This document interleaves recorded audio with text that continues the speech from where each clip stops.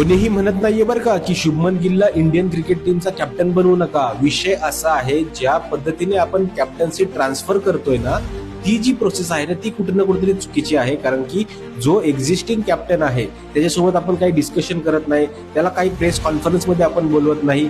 अचानक तो त्याच्या घरी आहे, दुसरा प्लेअर त्याच्या घरी आहे, ह्याची कॅप्टन्सी काढून त्याला देऊन टाकायची, एका प्लेअरला डच्चू देऊन टाकायचा.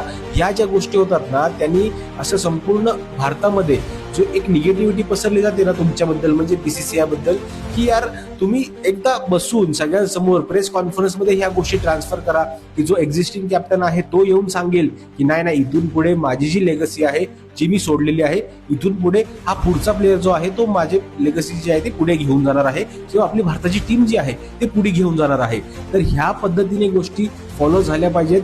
नाहीतर मग कसं असतं माहितीये का, पूर्ण मार्केट जे आहे ना ते संपूर्ण निगेटिव्ह होऊन जातं. आणि हे जे कोण बीसीसीआय मध्ये बसलेले आहेत ना, त्यांना माझा हा सवाल आहे, तुम्ही ही गोष्ट क्लिअर करा की डायरेक्टली कॅप्टन्सी ट्रान्सफर आपण कसं करतोय विदाऊट एक्झिस्टिंग कॅप्टन सोबत बोलल्याशिवाय.